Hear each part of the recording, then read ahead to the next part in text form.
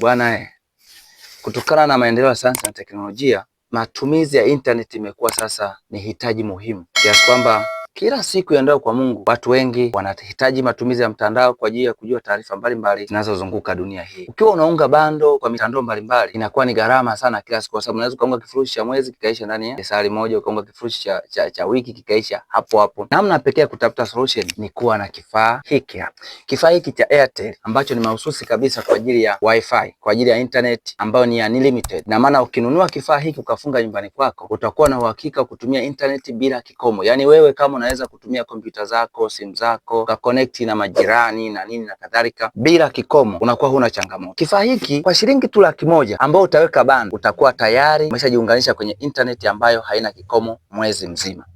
Kwa lugha tu nyepesi, kifaa hiki ni sawa na bure, kwa sababu shilingi Laki1 unayotoa ndio hiyo ya bando. Kwa hiyo kama unahitaji kifaa kama hiki, nitafute uweze kupata, ambapo unaweza ukafunga nyumbani kwako, unaweza ukafunga kazini, wale kwenye ofisi za serikali kwa mfano unaweza mkafunga pale ofisini. Inakuwa ni moja ya issue ambayo inafanya watu wawepo ofisini. Unajua kuna watu wakati wanachoka kaa ofisini panakuwa bored na nini, lakini ukiwa kuna internet basi watu watakaa pale angalau wanapata faraja. Unakuta mtu anakaa ofisini mpaka saa 10, na hata namna ya kuwahudumia watu pia inaongeza ufanisi. Lakini pia hata nyumbani, wale mnaokaa kwenye nyumba za kupanga, unaweza mkaamua kuchangiana kwamba hii Laki1 ukikuwa unatoa peke yako labda inaweza kawa nyingi, lakini kama mnakaa kwenye nyumba panga, mnaweza mkachangishana, labda mko let's say mko 8, mnaweza mkachangishana 10,000 na ngapi 10,000 na ngapi naweka. Lakini kwa wale ambao mnajenga nyumba yako na apartment, kitu pekee cha kuwavutia watu wako ni pamoja na kufunga mtambo huu. Ukifunga hii tayari watu wako watakuwa wana enjoy, wanapata huduma nzuri bila changamoto yoyote. Kifaa hiki kinaweza kuunganisha watu mpaka 60, just imagine, na kinaweza kwenda umbali kwa mita 100 kila upande. Kwa hiyo kama hapo hakuna vizuizi na nini, pamekaa vizuri, tayari eneo hilo unaweza kupata interneti ndani ya mita 100. Lakini pia kama unaona inafaa wewe mfanyabiashara, unaweza ukaifunga kazini kwako ukawa unauza wifi kwa kuwaunganisha watu kwa kiasi unachotaka kutokana na eneo ulipo. Kwa mfano mimi ofisini kwangu ninaunganisha watu kwa shilingi 1,000 kwa siku, kwamba mimi ninapofungua ofisi asubuhi, mtu ambaye atakuja nitamuunganisha, atanipa shilingi 1,000 ambayo atatumia mpaka pale nitakapokuwa nimefunga ofisi. Nikifunga saa 3 usiku